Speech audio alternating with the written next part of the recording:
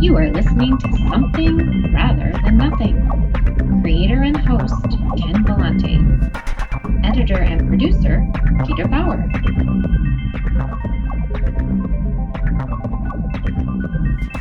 This is Ken Vellante with the Something Rather Than Nothing podcast. And for this episode, I have two guests, Paige Henderson and Nicole Murray, who are a team of creators. They've done a show that's on YouTube. It's a web series called Dead Friends. They're both writers, creators, and actresses. And Paige and Nicole, I got to tell you, I'm so excited to have you on the podcast. Wanted to welcome you to Something Rather Than Nothing. So great to be here. Thanks. Yeah, this is so exciting. And this is the first episode we've had a couple guests, and just for the listeners, we're going to have a great table read from the show Dead Friends, so you get a little bit of a taste of maybe the creative process and how that happens. But before we get into that, I wanted to start with you, Paige, and then to you, Nicole. What were you each like as young children? Were you always have a kind of performative piece to your personality or an artistic a little thread? Yeah, definitely. I grew up doing community theater, actually, in my hometown. So the first show I was in was Wizard of Oz when I was 4. So I always had that going on for me. I was also very stubborn as a kid. That was probably being in community theater and being stubborn were probably my defining characteristics at the time. Yeah, but I just always, I don't know, I'm the youngest of 4, so that really kind of shaped my identity with trying a lot of new things, just, trying to copy my siblings. But it was actually really great because they exposed me to really great music. Nobody was really quite as into film as I was. I'm not really quite sure why I so specifically geared myself towards that, because I was always interested. I always read a lot and everything as well, but film has always been a big love of mine. Yeah. All right. And for me, I've always been a little performer from a young age. I recall making my parents sit down and watch plays I made, or I would write songs and sing songs. And I did plays all throughout school. And also, I was pretty lucky because my stepdad had this little recording studio in our house.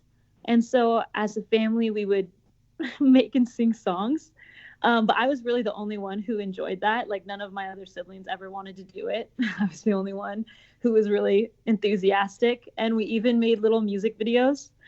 So, I kind of had a nice, fun taste of that, performative art from a young age. And actually, I guess I was so theatrical that my family, when I told them I was moving to LA to pursue acting, no one was surprised. They were like, yeah, of course you would.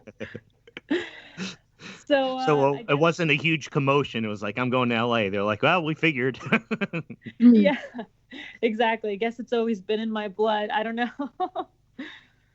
Well, tell us, I know there's a bit about the story that I think I read on your website, Paige and Nicole, about your meeting and about how that kind of led into the web series Dead Friends. Can you tell a bit of that story of meeting and how that collaboration came about?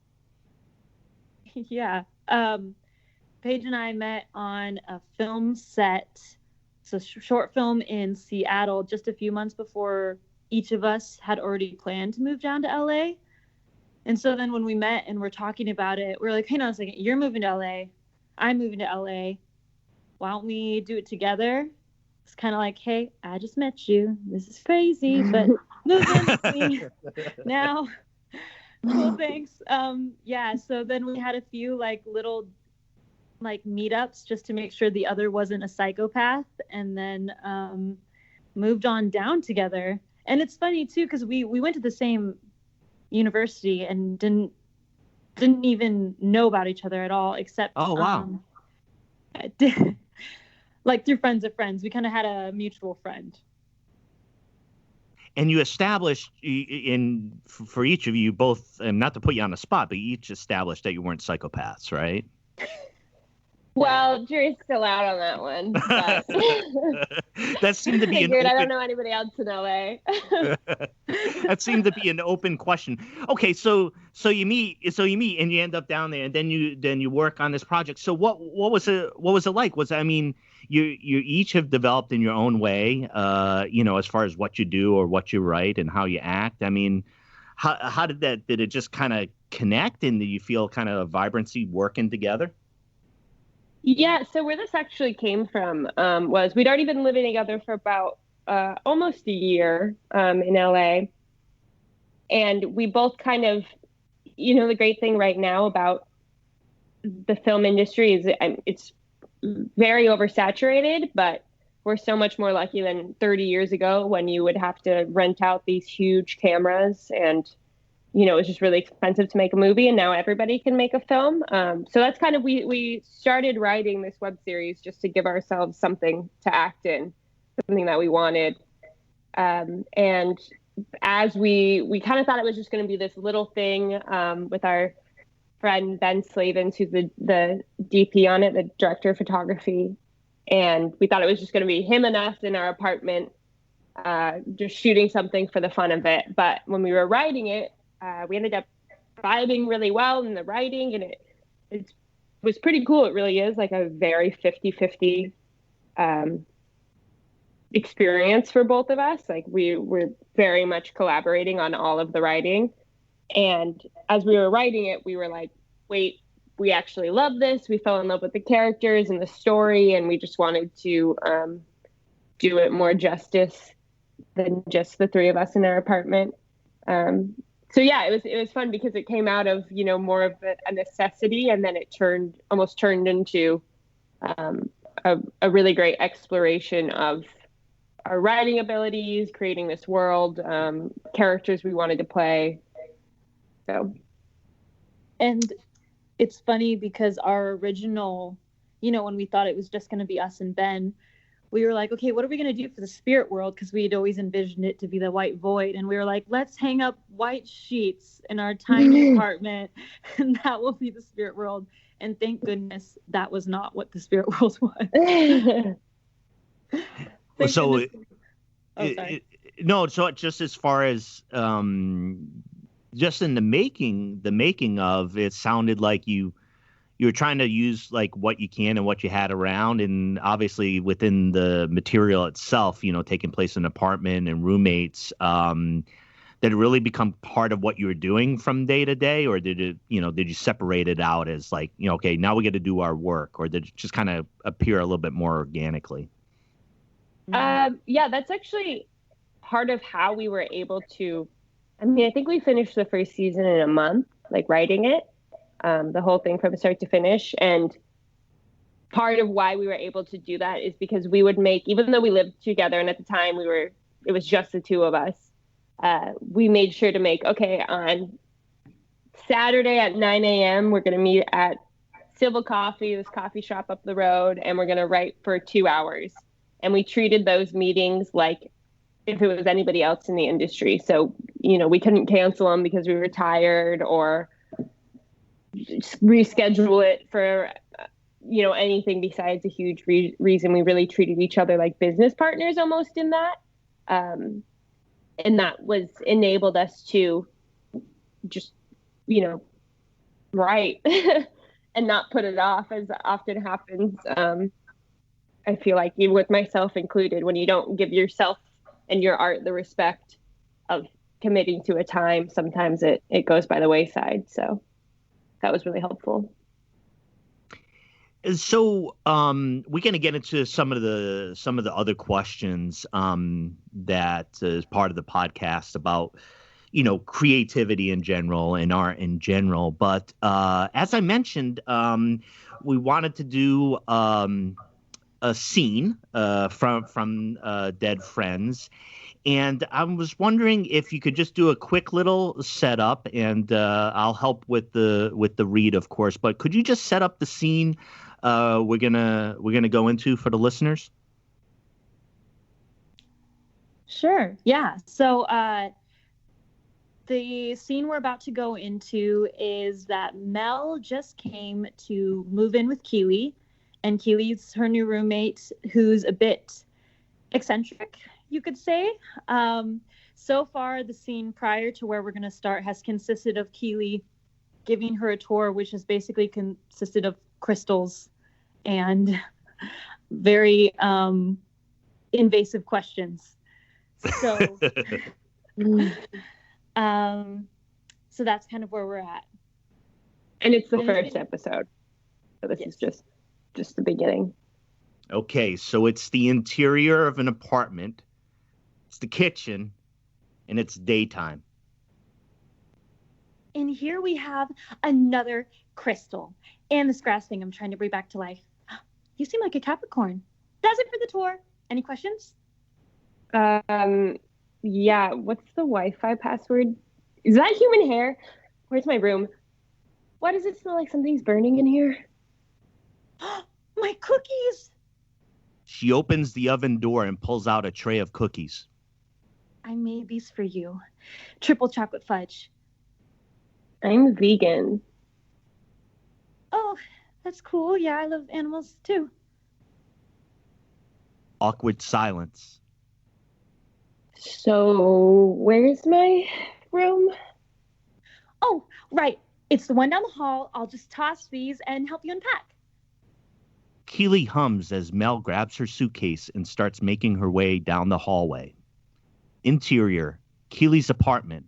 Hallway, day. Mel's overwhelmed. She walks down the hallway, comes upon an open cabinet filled with candles, crystals, and the same photo of the man we saw on the apartment door. This is Chris. Mel just stares, completely weirded out. It's obviously a shrine to Chris. It's weird. Ooh, that's Chris, my soulmate.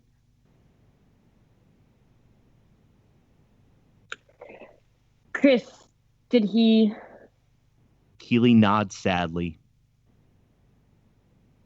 Keely, I'm so sorry. I know what it's like to lose someone you love. Oh, yeah, I mean, we didn't talk much when he was alive, but we're meant to be. We're in love. Excuse me? We're in love. He communicates with me from the beyond. From the beyond. Yes, I feel him every night. He'll rustle my hair and make the lights dim. And when I wake up in the morning, he'll have left me little clues. Like this morning, my pen was 2 inches from where I had left it, and it was pointing to the letter L. She looks at Mel, waiting for her reaction. For love! Obviously, he's so cute like that. And I write him poems as often as I can. Okay. Well, I'm just gonna go unpack, I guess. So I'll see you later. Oh, of course. Let me know if you need any help. Mel grabs her suitcase and heads to her room. Interior, apartment, Mel's room, day. Mel closes the door and leans against it, closing her eyes. She's finally alone. We hear Keely outside the door, humming. Mel opens her eyes and sees her room is covered in balloons. She reaches for the door handle as if to leave, but sees a present Keely left on her bedside table. She picks up the card attached. It says, "I hope you find what you're looking for here." Mel decides to try. She lays her suitcase on the floor and opens it. She suddenly pulls back her hand and looks at it, almost like her hand was just shocked. She lets the suitcase fall open as pop, Chris is standing there. Frantic, Mel jumps, startled. Who are... Yo, dude, you gotta help me. That crazy stalker is fucking up my afterlife. I can't move on until she stops calling my spirit or something. Just tell her to get over me. Tell her to go for someone who's, like living with like a body and a pulse. What do you say? And so now, cut. Do I say cut at this point? That works. It's a wrap. Thank you. I'd love to set up for anybody who's interested in the show Dead Friends web series on YouTube, and the interaction between you both is so great, and I love that kind of initial over the top awkwardness of the meeting. And thank you so much for doing that scene. It's not. I know not being right next to each other when we're in three different spots doing it can be pretty difficult. But I wanted to ask each one of you. Part of this podcast is about the art and the creative act of what various creators do. So I've had poets, writers, comedians, musicians, painters. And I'm going to start with you, Nicole, and then go to Paige. Nicole, how would you describe the art of acting, of that craft? How do you get into it? How do you go from 1 second, just being yourself, Nicole, to your character? How does that happen? Right. Yeah. Well, I think, it's the exploration of the human experience. And so a lot of how to get into a character really involves exploring another person's life.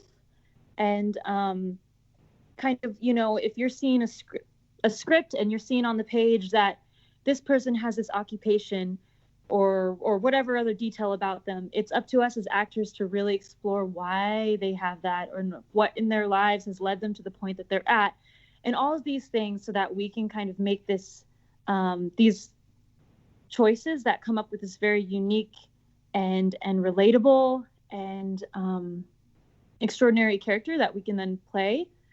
And another part of it is kind of this finding whatever you can use to trigger you to drop in and really be that person. And so that's kind of what that exploration is like finding those things that can help really ground you in this character. That way you do them justice. Thank you for that explanation. And Paige? Yeah, can you actually repeat the question? Of course. It's basically about on the podcast we have get into the craft and the act of creation, right? So a singer and singing and poets, the performance of poetry and as an actor, as an actress, what transformation happens from a moment where you're there as Paige and then the next moment you're into this creation of another character? What's that art of acting? How's that happen? Yeah, I think what Nicole said about the exploration of the human experience is something that the basis of all of the craft of acting is for me as well. Up until a couple years ago, when I was doing community theater and high school theater, I loved acting, but I was always acting. It was always something I was putting on top of Paige, almost like a layer of paint or something. Sure. If you have a flower that's black and white and you put yellow paint over it, but the actual flower itself is not yellow. And you can kind of tell, right, in those instances. And so it's become, in the past few years for me, it's really become, about becoming a different person and believing it so much in your body, like even physically. And I'm not just talking about, posture or how they walk, which is a huge thing because you don't walk like anybody else in the world. Your center of gravity and all of the aches and pains from, that soccer injury 10 years ago, they all change things. But even just the physicalization of like feeling it within your soul changes. So for me, that's what acting is about, is just getting to that point and really believing it so much yourself when you're in the moment, because if you can't believe it, nobody else is going to believe it. And so, I mean, just those moments of transformation for me specifically, there's all of the technique of acting and objective and tactics and all of this stuff you do before the moment, that people have varying opinions on. But for me, in the moment, a lot of that big stuff for me is actually that physicalization, whether that's if I'm in a scene with a scene partner and I'm not really feeling in it, like on set, a lot of times I'm always ask consent first, but I'll grab their hand and stare into their eyes and just really feel grounded in that moment. And that allows me to feel grounded in the reality of the scene. I also use music a lot. I'll find a song that really speaks to my character and in that moment in time. And I will just like play it on a loop over and over, or I always have headphones on set. So if I know this certain scene's coming up, I'll play that song and just really sink into the feeling of that, which is kind of fun. Another art form, informing the art of acting. So. Absolutely. And I appreciate your description of that. I wouldn't have guessed that from the outside, but definitely understand in your description of what you're trying to do with that.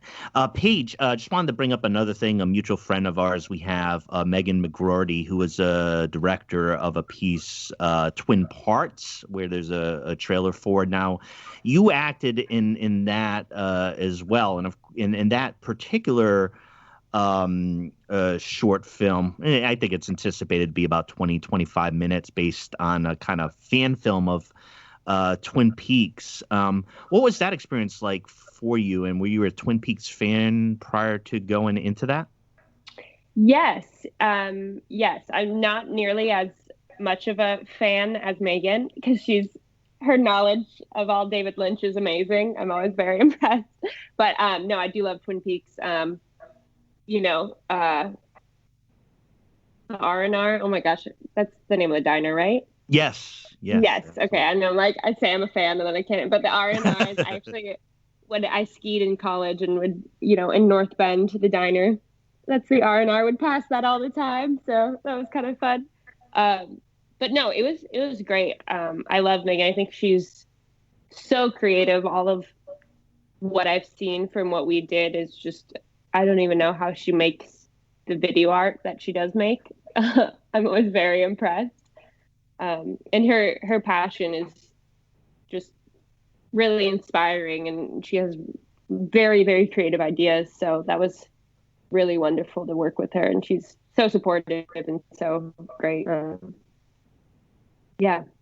Yeah, thanks for some of that background. Listeners know I'm a huge Twin Peaks fan myself, and it's nice to hear your perspective on that. Actually, yesterday I saw a picture outside the R&R diner, and it was a location for some of the protests around racial justice. And it was interesting, because you have a bit of an iconic image there, but also a very the very current events, seen with Black Lives Matters and issues of racial justice. I've had a couple like major things I think recently impact art and making art, but I want to focus in just for a second on that at present. In general, whether it's your own art or art that you enjoy, each of you enjoy as artists. What do you think the role of art is in challenging or disrupting, processes of injustice that we have around us? What are your thoughts on that? I think art is incredibly important in, shining a light on. I think art in general is holding up a mirror to humanity and to reality, and it allows us to understand what's what we're experiencing, what's going on in the world. I think art is incredibly important. And I mean, first, representation in art is so important. And, you know, Hollywood especially, I mean, not just Hollywood, but indie films as well. But Hollywood is so just everywhere. It just permeates our life. So the stories that are chosen to be told have a huge impact on what our country and what our world is thinking about at the moment, and the struggles that we're understanding and learning about. And so I think it's the responsibility of artists to not turn your back on what's happening in the world, or, you know, from racial injustice to everything. I think it's really our duty as artists to bring that to the forefront and to tell these stories that have been pushed under the rug for so long. I mean, without getting too, you know, crazy into too political of a discussion, I mean, just our history books, even the history we learn in school in this country from being a child is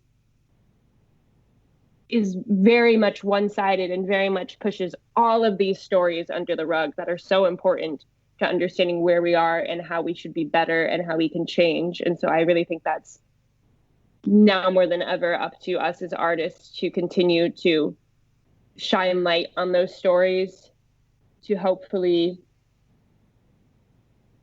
make people have, you know, question themselves, question what's happening, question our reality, make people have those hard conversations with themselves.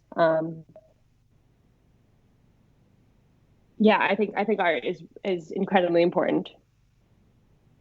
Yeah, thank you. Oh, go ahead.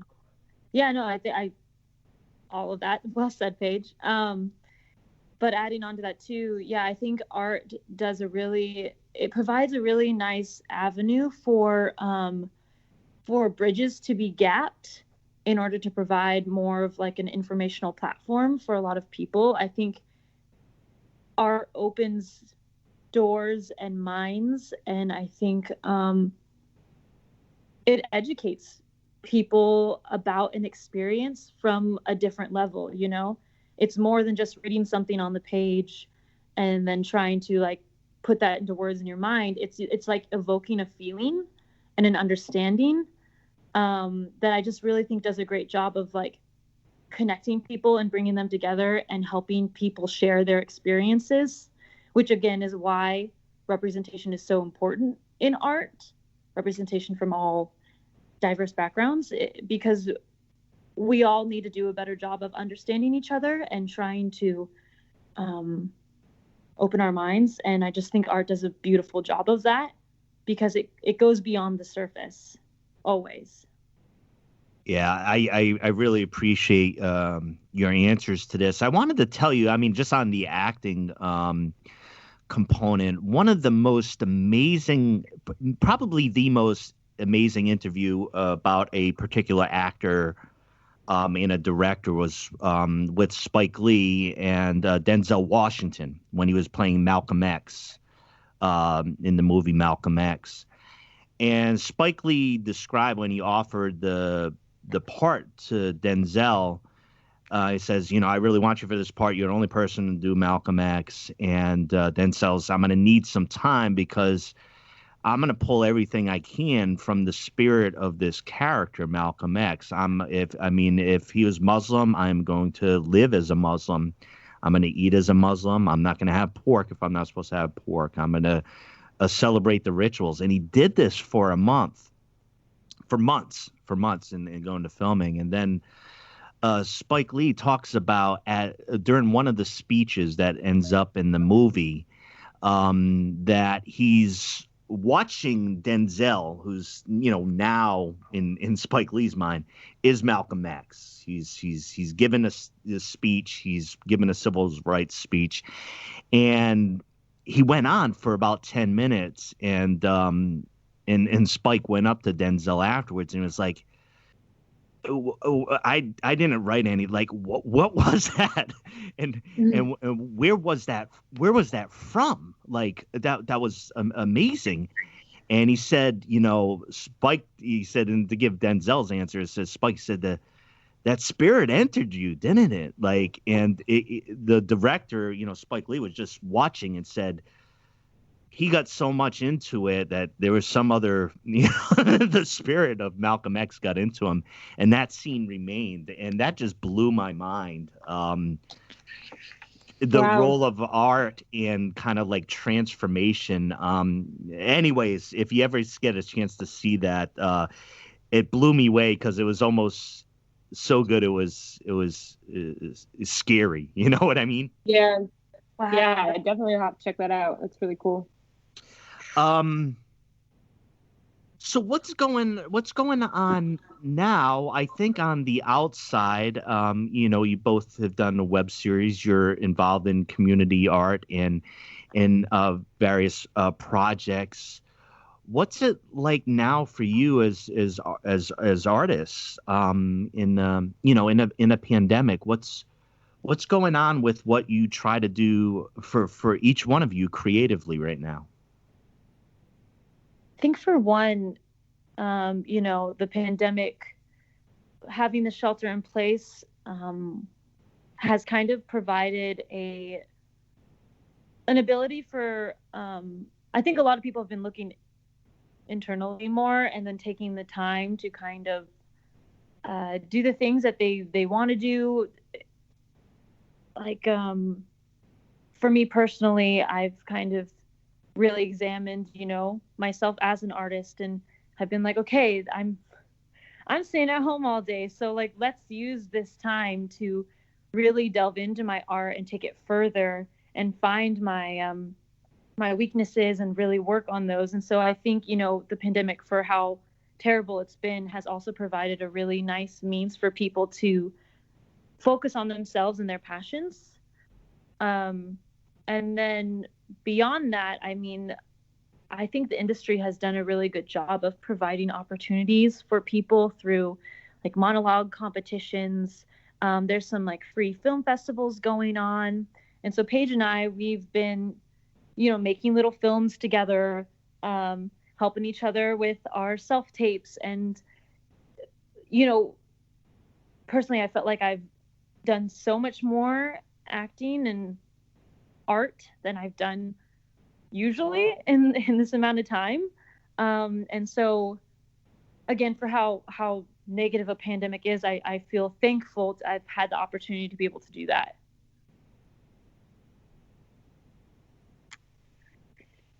Yeah, I mean, obviously everything, all production, has been halted.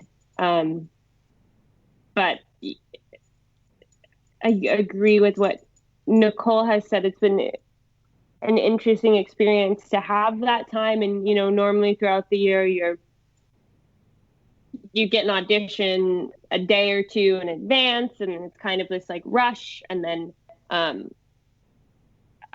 both of us are continuing in scene study classes, which is great. But sometimes you kind of lose focus of, because living in LA, the film industry is such a business.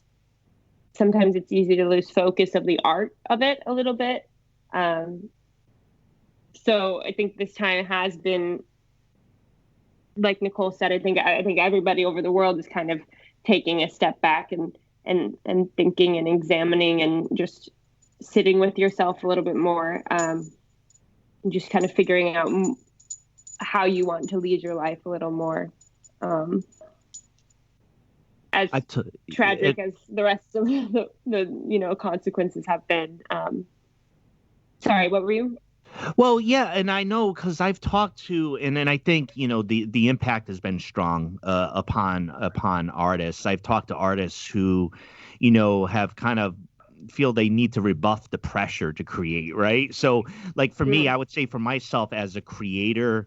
And, my job, my main job, I work for a labor union and I'm doing everything remotely. Being at home with less running around everywhere into, just late hours, bargaining contracts and stuff. It's given me the opportunity to be at home and to create things. But it's also, I know when I've talked to creators being like, okay, I know I'm supposed to create something now, but I don't feel like fucking creating anything because, 100%. I mean, yeah. Oh, sorry. No, go ahead. In LA, the first time we were in quarantine, it was only for 2 weeks originally. And yeah, the first 2 weeks I, cleaned the house, I deep cleaned everything. I really avoided doing any sort of art. Because I'm so sorry, my dogs are like freaking out. No, the last episode we had cat. The podcast is a pet friendly podcast, so don't worry. Okay. Where was I? Oh yes, but I was totally doing all of that because I knew it was like I have this time. I should finish that script I started in August, and I was like, nope, I'm gonna clean my kitchen instead. Nope, I'm gonna do this instead. So I totally also think it's, and then eventually after the 2 weeks. And it was extended, then I kind of let myself breathe a little bit and look at the script when I was able to. And I was able to finish that script, which was very great for me. But I do, but yeah, I totally think there was that pressure to create because you have the time. And it was very debilitating for me at first. Yeah.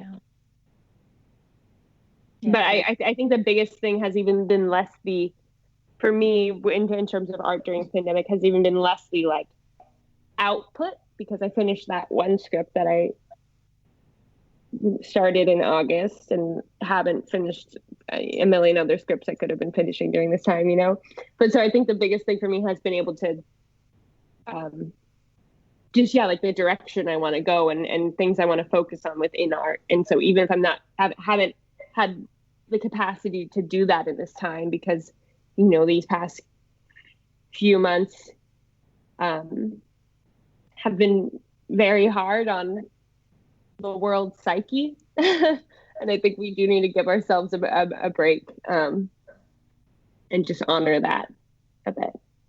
Absolutely. Yeah, I know that the pressure that it's created for folks can be one thing, and I also know part of the thing about the podcast is asking fundamental questions, right? And I think some of those can be a little bit disruptive of being like, why are we doing this? And I think those become more pronounced when there are these larger events that disrupt our understanding of what the world's like, and our senses of security and things like that. Yeah. For both of you, on this point, can you tell me,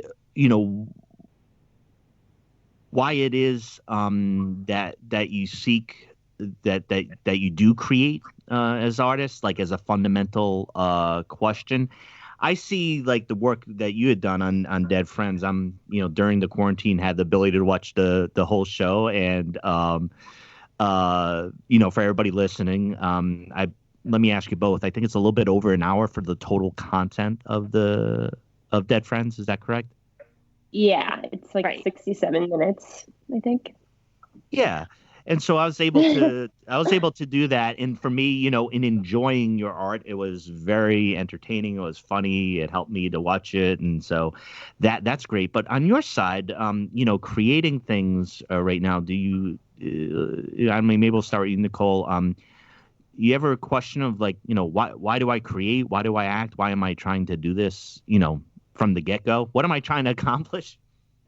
Yeah, for sure. Especially because, when I started acting, when I decided to move down, I don't think I fully understood really why acting called to me. And then as I was able to explore it more, and especially with Dead Friends becoming a creator in all of it, I was amazed by how much I really loved just storytelling in itself and what it can do. And, and as I'm delving deeper, I realize that there's such power in storytelling. And, it can range all the way from being just a fun comedic piece to make people happy, all the way to, delving into really important themes such as death, the afterlife, or, even going beyond our piece. And again, back to that representation and exploring the injustices of the world and shedding light on challenges and problems that we as a humanity need to overcome. So I think I create in summation. No, I mean, I create because I believe in the power of storytelling. And again, whether it's from a one simple point you're trying to get across, all the way to being open-ended and just being like, what does this mean to you? Let me share what this means to me. What does it mean to you? I think that creation is such a beautiful avenue for people to explore beyond where they would normally be or the thoughts that they normally have, seeing into other people's perspectives and lives, and then answering, like, opening questions within themselves that maybe they wouldn't normally think about. Yeah, thank you. And Paige, on the same question about why you create, what compels you, what you're trying to do. Yeah, that's a very good question. I feel like I mean, this is going to sound so basic, and I feel like people say this all the time, but I create because I can't not create. I like am somebody who needs to, as much as sometimes I am, I can sometimes be closed off, but I within myself, I need to explore my humanity and understand the world. It is a way for me to understand the world too. Like, questions that I have are sometimes things I start writing about, or specifically with acting, if you have a character that you just really don't understand, but to be able to play that character, you do need to understand. Like, you don't need to, maybe agree with that character, but you need to understand them and you need to love them still, which is what our acting coach, Kimberly Jensen, always says, like, playing the love, finding that love, even in the character who seems like they're a terrible person. Sure. So I think, yeah, for me, it's the best way I've found to interact with the world, to question the world, to try to understand the world, and in doing so, hopefully help other people understand. And that's more at, like, kind of the spiritual level of it, because I do think everything we've talked about with, art holding up a mirror to society and having a sort of responsibility when you do create, to do it responsibly and acknowledging the world and what's happening. Yeah, I don't remember what I said. Did that make sense? It did make it. I thought at the end of mine too. I was like, did that come full circle? Well, where am I? No, it's the question of why you create. I mean, it's I always try to, like, place the question, like, properly, because, like, how you ask is kind of weird, because, like, in fundamentally, I think it's a question behind anybody who's creating anything, right? So it's like, right. What are we doing with our time? Why are you creating this? Like, what's the intent? And sometimes it's a little bit, startling of a question, but just kind of like the psychology, behind, because you make the effort, and some people will simply say, look, I'm compelled. I don't know how to do anything else. Like, it's breathing and doing this for me, so I can't do anything else for you. So that's where it is, where others might have a gift or a talent in a particular area, but be like, well, that they can't connect to it and then feel compelled. Okay, so there's a couple more questions, and one of the big questions I like to ask on the show, and Paige, I'm gonna ask you here first, is what is art? What do you believe art to be? Yeah, I think that art is the expression of being human. I think it's at the core of what being human is. It's the moments where we let our humanity take over and are just expressing and experiencing that, whether that's a film, whether that's a dance, whether that's a conversation, whether that's an athlete. I think it's those moments where we're most in tune. And as much as we've talked about, like, I don't think art is ahistorical or atemporal. Like, it's always created somewhere and says something, either actively saying something about what's happening in the world, or is informed by what's happening in the world and therefore says something. But I think art is when we let everything that's going on hit us, and then we take away all of the societal expectations and norms and restrictions, and what comes out of that is art, like how we express out of that, if that makes sense. Yeah, it sure does. Nicole, what is art? Yeah, and again, beautifully said, Paige. Definitely agree there. Thank you. Yeah, I mean, it's the exploration of humanity, definitely. And I think it provides a really beautiful way for us to all connect and communicate with each other. And I think art is exclusive to humans. Excuse me if I'm wrong here, but from what I know is that, humans are the only beings that we currently know of express themselves through an art form. And I think that means something. There's this really lovely intertwining of cognition and, whatever you believe your soul to be and your creativity and all this just mixed into one. And it's just so unique. The unique expression of humanity. Yeah, I appreciate it. It's a fun question. It's a fun question for me, and I think it's one that, I think my experience is that everybody kind of argues over it and they don't realize that they're arguing over it. So if you think about music, right? Like, you're talking with somebody who likes a band, and not only are they going to say that they like a band, that's the best band that they've ever heard, right? And they try to discuss that with somebody who doesn't like the band. It's basically a lot of times saying, like, this is an art piece that is worthy. That's like the best musical art piece I've heard in modern music. And the other person's like, it sucks, And then it's kind of how it works. So I always like the question to kind of try to get a little bit of a backdrop of how we're thinking about the things we create. Prior to getting it, prior to getting into expressing to the listeners how they can connect with more of your material, and I didn't mean to cut you off there.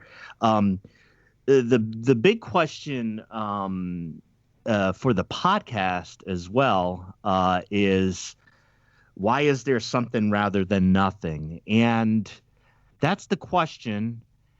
And any takers, any first victims on the question, or? Can I just quickly backtrack and say I just looked up whether humans are the only ones to do art. Yeah, do it. It's other animals as well. So I'm a liar. Boo. I knew I was. Well, let's talk about our anecdotal knowledge of. I know there's an elephant. I know isn't there the elephant or the gorilla that paint? Yeah, there's primates. It looks like dolphins, elephants. Okay, so I'm just a jerk. No, didn't give them the only humans make art. I'm not gonna. No accusations of being speciesist. We're learning. We're learning about. Well, their art is their expression of being an elephant. So it's like for us, it's our expression of humanity. It's for them, it's their expression of being an elephant. So it still holds up. Thanks, Paige. You're welcome. Yeah, I was thinking, and I'm glad you brought up the animals, because it just tells you when you brought that up, I was thinking, okay, I've been listening to too much Kurt Vonnegut science fiction lately, but I was thinking, okay, is it like aliens? All right, is there some other aliens discussion we can get into? Totally. But I was like, that's what I said that we know of. Exactly. Okay, so why is there something rather than nothing? This is a cool question. Well, I don't really have an answer. My only answer is that this is, honestly, I remember the first time I had an existential crisis. I was like 7, and I was in the Kitsap County pool under the slide, and there was water coming down for me. And I had just read an Archie comic where Archie was like in a video game instead of in his real life. And that just really hit home for me. And I was like, why am I who I am? Why am I here? Why am I not in a video game? Am I in a video game? And I know this is not exactly the question that you're asking, but it kind of is. Yeah. Yeah, I just had that. And so I don't really have an answer for that question of why is there something rather than nothing. All I know is that there is something instead of nothing, or at least our experience is that there's something rather than nothing. So we should honor that and make the most of it and make more somethings, make art, and engage with the something, because it's, it is a gift. But I have no idea why there's something rather than nothing. I think your answer was, there was absolutely an answer there. And the question itself is super uncomfortable every time that I ask it. But the background of the question in general is always about, creating things, and I think some folks think about like, creation of the universe, or are there, somethings, or as an artist, am I creating something, out of nothing in what I create? So it's like, it's the question. So it's not an easy one to handle. Good question. Yes. May I say something on it as well? Absolutely. Please. Yeah, I just, what comes to mind here, which may sound way more simple than is justified for this question, but what I've always thought about, and not to get too dark here, but when I've kind of had conversations with friends a couple of friends in college who had some difficulties and, didn't know why to really exist. And I think what always came to mind for me was, why not? Might as well. We're here. Let's do something about it, kind of a thing.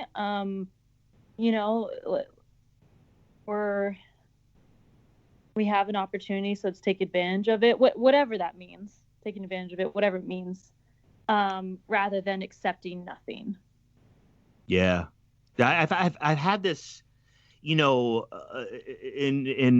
I appreciate that answer as well, because it actually gets right into it, because I mentioned when I've talked about this question before, there is a dark element, like in the sense of, if within Plato is like, he had said that philosophy was just a contemplation of death, right? So like, all right, so we have a limited amount of time on the earth. What are we doing with our time? Like, why are we creating? What is it that we're creating, and things of that nature? And it's like that, that fundamental. And I think that's when sometimes on the podcast we get into more of psychology, or even sometimes the psychology of the creator, because it's, grappling with that question, which is a profound and difficult one. Yeah.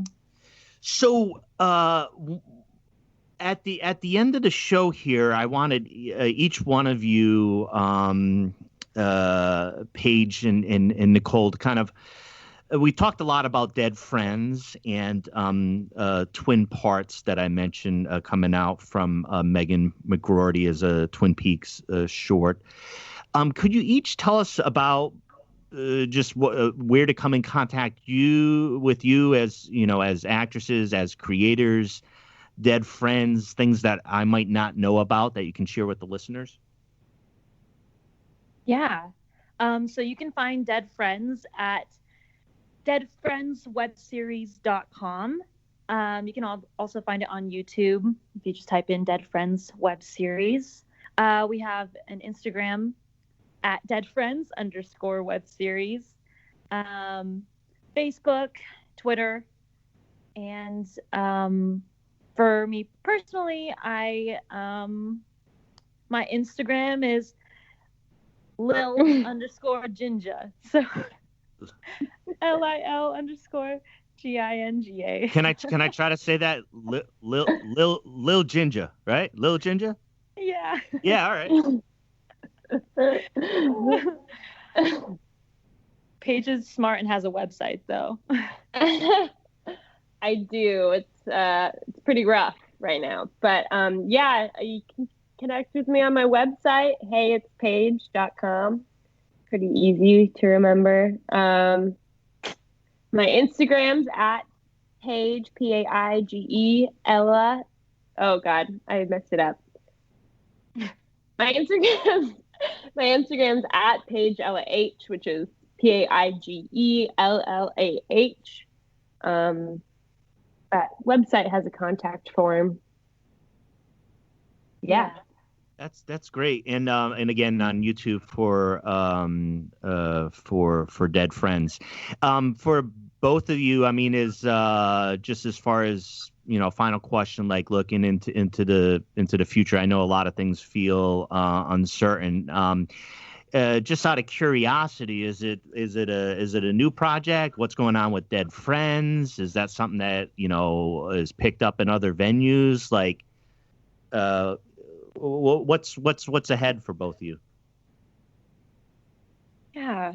So, Dead Friends wise, we've been submitting to festivals, and we are in kind of we have season 2 written, which has been great. But we obviously can't really quite do anything right now with that. So we've just kind of been on the back burner for pre-production for that. And then personally, continuing acting as well. Nicole and I have our little production company, Svelte Dog Productions, where we do Dead Friends, and we both have written other scripts that we're hoping to develop as well. But then we're both also actors in other people's work all the time, as you mentioned with Megan's piece. So yeah, not as much right now, but generally continually auditioning. I have a couple of films lined up that we're supposed to film during, April, June, which obviously have been postponed, but yeah, so just all of that. I love acting and I love creating, and I'm excited to see where our production company goes, because that has become a fundamental part of my life as well, is not only acting in other pieces' works, which I do love. I love getting a script that I, didn't write and trying to understand this character that's brand new to me is really fun. But I also really love writing and creating and seeing this creation that just came from our minds come to life. So more of that in the future. Yeah, and I wanted to thank you both. The show's a lot of fun. I had mentioning that to you. You're both very talented, and I enjoy the work that you put together, and really wish you a lot of good luck in the future. I hope to see you both in acting roles, but also whether you're collaborating or writing. It's a lot of pleasure, and it's great entertainment as far as you reach in me in the work that you do. But I wanted to thank you both, Paige Henderson and Nicole Murray, for joining the podcast, and hope to hear a lot more from both of you in the future. Thank you so much. Yeah. Thanks for having us. This is so great. Thank you.